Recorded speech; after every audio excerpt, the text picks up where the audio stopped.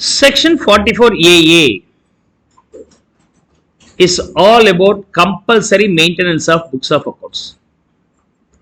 நீங்க PGBP பண்றீங்க, profits are means you are doing business or profession. என்னுடைய பிசினஸ்ல என்ன லாபம் வந்திருக்குன்னு கேட்குறீங்க ஆடிட்டர் கிட்ட போய், அவர் எப்படி சொல்லுவார் உங்களுடைய லாபம் என்ன அப்படின்ட்டு. அப்படின்னா நீங்க என்னென்ன டிரான்சாக்ஷன் பண்றீங்களோ அதுக்கு எல்லாத்துக்கும் புக்ஸ் ஆஃப் அக்கௌண்ட்ஸ் மெயின்டைன் பண்ணியிருக்கணும். You have to maintain the complete பக்கா புக்ஸ் ஆஃப் அக்கௌண்ட்ஸ். அப்படி இல்லைன்னா you have to pay the tax, penalty கட்ட வேண்டியது இருக்கும். செக்ஷன் 44AA யாரெல்லாம் மெயின்டைன் பண்ணணும்? ஸ்பெசிஃபைட் ப்ரொஃபஷன்ஸ்ல இருக்கிறவங்க அதர்ஸ் நம்ம ரெண்டா பிரிக்கிறோம். ஸ்பெசிஃபைட் ப்ரொஃபஷன்ஸ்னா என்ன அப்படின்னு சொன்னாக்க, லாயர்ஸ், டாக்டர்ஸ், அக்கௌண்ட்ஸ் ஃபீல்டில் இருக்கக்கூடிய CSCMA, CS, whoever it may be, film artist, engineers, technical consultancy நடத்துகிறவங்க, ஆர்கிடெக்சர் பண்ணுறவங்க, ஆர்கிடெக்ட், இன்டீரியர் டெக்கரேட்டர், CSCMA, CSல CS வந்துருச்சு, and any other person notified by CBDT. Okay, law, CSCMA, CS 3. CSCMA accounts பார்க்குறாங்க, CS company secretary also, film artist, அப்புறமேட்டு engineering and medical, premium professionals இருக்கிறாங்க இல்லையா, doctor, engineer, lawyer, அதுக்கப்புறம் CSCMA, CS, இவங்க ஒரு set. அது தவிர டெக்னிக்கல் கன்சல்டன்சி பண்ணுறவங்க, architect, interior decorator and any other notified CBDT, film artist, இவங்கெல்லாம் ஸ்பெசிஃபைட் ப்ரொஃபஷன்ஸ். இவங்களுடைய மொத்த ரெசிட்ஸ், கிராஸ் ரெசிட்ஸ், ப்ராஃபிட்டை பற்றி மீன் பண்ணல, கிராஸ் ரெசிட்ஸ் கலெக்ஷன் வருது இல்லையா உங்களுக்கு, அந்த கலெக்ஷன் 1.5 லட்சத்துக்கு மேலே prior to the previous yearல வந்துட்டு இருந்துச்சுன்னா, all three prior to the previous year அப்படின்னா என்ன அர்த்தம்? previous year being 22-23,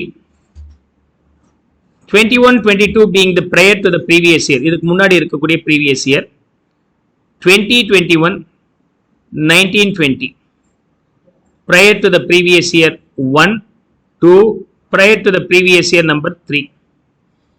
These are the 3 prior to the previous we have. இங்கே ஒரு 1,60,000 ரூபாய், இங்கே ஒரு 1,70,000 ரூபாய், இங்கே 1,80,000 ரூபாய். எந்த வருஷத்துக்கு நம்ம பார்க்குறோமோ அதுக்கு முன்னாடி இருக்கக்கூடிய 3 prior to the previous yearல, all the 3 prior to the previous yearல 1.5 லட்சத்துக்கு மேலே வந்துச்சுன்னா, சப்போஸ் இங்கே ஒரு 1.80, இங்கே ஒரு 1.45, இங்கே திரும்ப 1.70, இந்த கேஸ் சார், இந்த கேஸில் எனக்கு தேவையில்லை, இந்த கேஸில் நான் புக்ஸ் ஆஃப் அக்கௌண்ட்ஸ் மெயின்டைன் பண்ணியிருக்கோம். எந்த ப்ரீவியஸ் இயரில் நம்ம, அப்போ நீங்கள் 22-23 ப்ரீவியஸ் இயரில் அக்கௌண்ட்ஸ் மெயின்டைன் பண்ணணும் அப்படின்னு சொன்னாக்க அது முன்னாடி அது சாட்டிஸ்ஃபை பண்ணியிருக்கணும் இல்லையா? ஓகே, இந்த வருஷம் இப்போ 23 முடிய போகுது, 23-24 முடிய போகுது. ஏப்ரல் 1ஆம் தேதி நீங்கள் புக்ஸ் ஆஃப் அக்கௌண்ட்ஸ் மெயின்டைன் பண்ணாம வேண்டாமா அப்படின்னா, முன்னாடி வருஷத்தில் உங்களோட டிரான்சாக்ஷன் பார்த்து தானே சொல்ல முடியும். இந்த வருஷம் வரக்கூடிய டிரான்சாக்ஷன் வச்சுன்னா நம்மளால சொல்ல முடியாது, எவ்வளோ டிரான்சாக்ஷன் வரும்னே தெரியாது இல்லையா.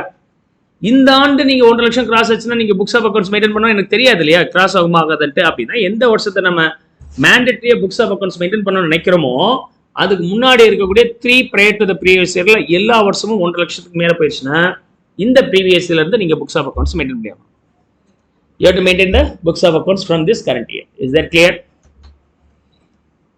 Now, அதே மாதிரி புதுசா ஸ்டார்ட் பண்ற கம்பெனியா இருந்துச்சுன்னா முதல் ஆண்டிலேயே 1.5 லட்சம் கிராஸ் ஆகும்னு நம்புற கம்பெனி எதுவா இருந்தாலும் they should also maintain the books of accounts. Okay, in case of specified professions, maintain the books as per the rule number 6F. 6Fல சொல்லப்பட்ட மெத்தட்ல நீங்க புக்ஸை மெயின்டைன் பண்ணியிருக்கணும்.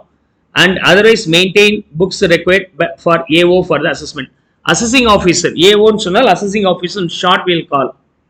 அவர் அசஸ் பண்றதுக்கு நீங்க எவ்வளவு இன்கம் சம்பாதிச்சிருக்கீங்க அப்படின்னு கேட்டா நீங்க ஒரு நம்பர் சொல்றீங்க, நீங்க கொண்டு வாங்க புக்ஸ் ஆஃப் அக்கௌண்ட்ஸ் அப்படின்னு கேட்பாரு இல்லையா, அதை வச்சு தான் அவர் வெரிஃபை பண்ண முடியும். உங்க புக்ஸ் ஆஃப் அக்கௌண்ட்ஸை கொண்டு வந்து கொடுங்க அப்படின்னு சொன்னா என்னென்ன புக்ஸ் ஆஃப் அக்கௌண்ட்ஸ் கொடுக்க வேண்டியது இருக்கோ அதெல்லாம் நீங்க மெயின்டைன் பண்ணியிருக்கணும். அதில் ரூல் 6Fல என்ன சொல்லியிருக்கிறாங்க, ரூல் 6F அப்படின்னு சொல்லும் போது நீங்க அக்கௌண்ட்ஸ் என்னென்ன ப்ரிப்பேர் பண்றீங்களோ அதுதான் cash book, Journal, ledger. Okay, நீங்க எப்பெல்லாம் சேல் பண்றீங்களோ, வருமானம் வருதோ, 25 ரூபாய்க்கு மேல வரக்கூடிய ஒவ்வொரு வருமானத்துக்கும் கார்பன் காப்பி உங்ககிட்ட இருக்கும். ஒரிஜினல் கஸ்டமர் கிட்ட கொடுப்பீங்க இல்லையா, ஒரு இடத்துல போய் ஏதாவது செலவு பண்ணீங்கன்னா உங்களுக்கு ஒரு பில்லு கொடுப்பாங்க, அதோடைய கார்பன் காப்பி டூப்ளிகேட் வெர்ஷன் யார்கிட்ட இருக்கும், அந்த செல்லர் கிட்ட இருக்கும். அந்த carbon copy they have to maintain if the sales is more than 25. அதே சமயத்தில் பர்ச்சேஸ் பண்றாங்கன்னா அதுக்கு செலவு பண்ணுவாங்க இல்லையா? ஸோ பர்ச்சேஸ் பண்ணும்போது செலவாச்சுன்னா செலவாச்சுக்கு அப்படிங்கிறது ப்ரூஃப் என்ன? இவங்க பில்லு வாங்கியிருக்கணும். எப்ப? If it is exceeding 50 rupees, 50 ரூபாய்க்கு மேல இருந்துச்சுன்னா நீங்க பில்லு வாங்கியிருக்கணும். ஸோ 50 ரூபாய்க்கு மேல வந்து பில்லு உடனே கிடைக்குமானா சில இடத்துல கிடைக்காது இல்லையா? ஆட்டோ ஓட்டிட்டு ஆட்டோவில் போனீங்க 150 ரூபா செலவாச்சு, அவர்கிட்ட போய் பில்லு கேட்டீங்கன்னா அவர் என்ன பண்ணுவார்? ஆட்டோ விட்டு இறக்கி விட்டுருவார். நல்ல நாள்லயே இறக்கி விட்டுறாங்க. அப்ப 150 ரூபாய்க்கு எங்க பண்றது? தென் உங்ககிட்ட ஒரு வவுச்சர் இருக்கும். ஸோ அதுல வந்து paid a sum of rupees 150 for auto charges ன்னு எழுதி இருக்கும். அந்த 150 அந்த ஆட்டோ டிரைவர் கிட்ட கொடுக்கும்போது அதில் கையெழுத்து வாங்கிட்டு வந்துடணும். That's what about the document. That is the document. Is that okay? In case of any expenditure 50 rupees மேல போச்சுன்னா you need to maintain a bill. In case of any collections for any value more than any transaction having value more than 25, carbon copy உங்ககிட்ட இருக்கணும். This will be the books of accounts to be maintained as per rule number 6F. ஆனா இப்ப நீங்க டாக்டரா இருந்தீங்கன்னா இதை தவிர வேற ஒரு புக்கை மெயின்டைன் பண்ண வேண்டியது இருக்கு. என்னன்னா கேஸ் ரெஜிஸ்டர். உங்ககிட்ட வந்த பேஷண்ட்ஸோட ஹிஸ்டரி நீங்க மெயின்டைன் பண்ணியிருக்கணும். If you are not maintaining the history of the patient then it's violation. Okay, so அது இல்லாமல் நீங்க வாங்கின அந்த மெடிக்கல் இன்வென்ட்ரி எல்லாம் இருக்கு இல்லையா, அதை பத்தின ரெஜிஸ்டர் ஒன்று மெயின்டைன் பண்ணியிருக்கேன். எவ்வளோ டேப்லெட்ஸ் வாங்கிங்க, எவ்வளோ யூஸ் பண்ணீங்க, இந்த டீடைல்ஸை மெயின்டைன் பண்ணியிருக்கணும். If you are being the medical practitioner. Hopes you can understand. So specified ப்ரொஃபஷனல்ஸ்னா சொன்னா நம்ம இந்த லிஸ்ட்ல பார்த்தோம். இந்த லிஸ்ட்ல இருக்கிறவங்க எல்லாமே கட்டாயமா புக்ஸ் ஆஃப் அக்கௌண்ட்ஸ் மெயின்டைன் பண்ணியிருக்கணும். எப்போ அப்படின்னாக்க ப்ரீவியஸ் இயருக்கு முன்னாடி இருக்கக்கூடிய 3 ப்ரீவியஸ் இயர்ஸ்ல, அதாவது prior to the previous year 1 to 3 எடுங்க. இந்த 3 ஆண்டுகள்லையும் அவங்களுடைய transaction value 1.5 lakhs and 1.5 lakhs மேல இருந்துச்சுன்னா 3 ஆண்டுகளுக்கு ஏதாவது ஒரு வருஷத்துல கம்மியா இருந்துச்சுன்னா தேவையில்லை. இருந்தால் they have to mandatorily maintain. Suppose others sir, அதாவது இன்கேஸ் ஆஃப் அதர் அசஸ்ஸியா இருந்தால் அவங்களுடைய பிஜிபிபி 1,20,000 rupeesக்கு மேல இருக்கணும். எப்ப? in any of the 3 previous prior to the previous year. இப்ப இது specified professionals, இது others. other கேஸ்ல வரும்போது prior previous year நமக்கு தெரியும் 21, 22, 23. அதை விட்டுருங்க. அதுக்கு முன்னாடி prior to the previous year 1, prior to the previous year 2, prior to the previous year 3. அதாவது 21, 22, 20, 21, 1920 in these years. இப்ப இங்க ஒரு 150 வந்திருக்கு, இங்க 100 வந்திருக்கு, இங்க வந்து 90 வந்திருக்கு. need to maintain the books of account அப்படின்னா of course they have to maintain. அவங்களுடைய பிஜிபிபி எந்த வருஷத்தை பத்தி பேசுறோமோ அதுக்கு முன்னாடி இருக்கிற 3 ஆண்டுகள் ஏதோ ஒரு வருஷத்துல 120 கிராஸ் பண்ணாலே, இங்க வந்து ஆளுங்க, இங்க வந்து எனி ஒன், எனி ஈவன் ஒரு வருஷத்துல 1,20,000 தாண்டிடுச்சுன்னா they have to maintain the books of accounts mandatorily. பிஜிபிபியை மட்டும் பார்க்கணும் நம்ம சிம்ல. பிஜிபிபில வந்து பாத்தீங்கன்னா ப்ராஃபிட் வந்து ப்ராஃபிட் வந்து 50 ரூபாய், 20 ரூபாய், 30 ரூபாய், 50,000 ரூபாய், 20,000 ரூபாய், 30,000 ரூபாய் தான் வந்துட்டு இருக்கு PGBP. need to maintain the means books of accounts are not அப்படின்னு சொன்னாக்க அவங்களுடைய கிராஸ் ரெசிட்ஸ் பாருங்க. கிராஸ் ரெசிட்ஸ்னா மொத்த சேல்ஸ் வேல்யூ. ஓகே, மொத்த சேல்ஸ் வேல்யூ 10 லட்சம் தாண்டிடுச்சு அப்படின்னு சொன்னாக்க ஏதாவது ஒரு வருஷத்துல இங்க எல்லாம் 8 லட்சம் தான் இருக்கு.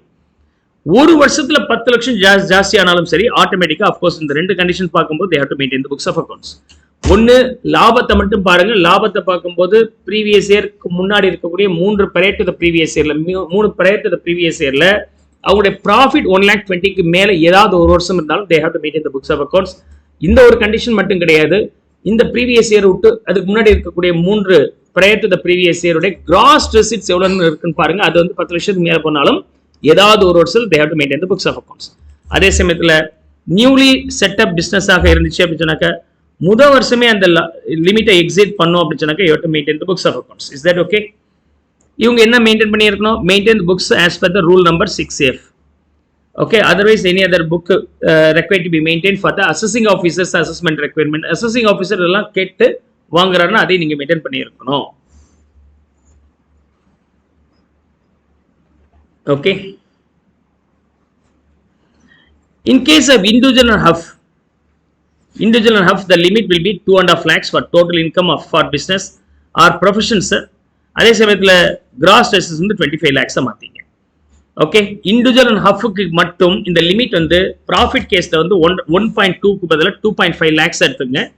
கிராஸ் ரெசிட்ஸ் வந்து 10 lakhs பதிலாக 25 lakhs நம்ம எடுத்துக்கலாம். வெரி சிம்பிள், ஒரே சின்ன corrections. Okay, in case of individual ஹாஃபுக்கு limit is increase. In general case partnership ஃபார்மாக இருக்கு, கம்பெனியாக இருக்கு, வேற எந்த ஃபார்மாக இருந்தாலும் சரி, 1,20,000க்கு மேலே ப்ராஃபிட் ஜாஸ்தி ஆயிடுச்சு, ஏதாவது ஒரு ப்ரையர் டு த ப்ரீவியஸ் இயர்ல நான் அக்கௌண்ட்ஸ் மெயின்டைன் பண்ணியிருக்கணும், அல்லது ஏதாவது ஒரு வருஷத்துல டிரான்சாக்ஷனோட மொத்த வேல்யூ கிராஸ் ரெசிட்ஸ் 10 லட்சத்துக்கு மேலே போனாலும் நீங்க மெயின்டைன் பண்ணியிருக்கணும். ஆனால் இண்டிவிஜுவல் ஹாஃப் வரும்போது 2.5 lakhs வரைக்கும் மெயின்டைன் பண்ண வேண்டிய அவசியம் இல்லை. அதே மாதிரி 25 lakhsக்கு வரைக்கும் நீங்க மெயின்டைன் பண்ண வேண்டியது இல்லை. ரெண்டு கண்டிஷனும் சாட்டிஸ்ஃபை ஆகணும். If the assessee fails to maintain the books of accounts ஆக இருந்தால் penalty will be leviable at the rate of 25,000 rupees under section 271A. Section 271A is all about penalty case. Clear? That's all about section 44AA.